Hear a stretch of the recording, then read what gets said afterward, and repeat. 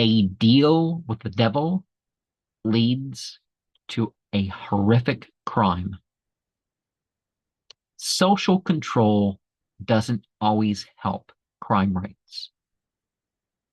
One would think that satanic crime would be less likely to be obvious or show clear signs that it was more symbolic than sexual or violent.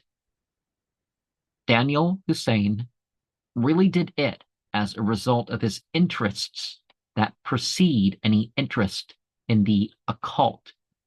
His rituals don't align with anything specific to become a living god, Order of Nine Angles, and was weak in terms of old grimoires.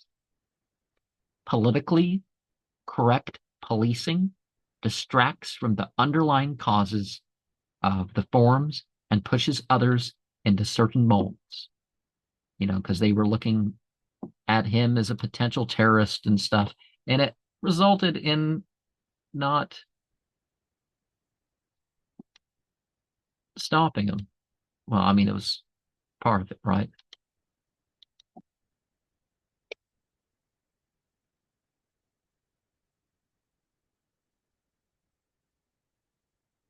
And yeah, the dead bodies, and he had a weird sense of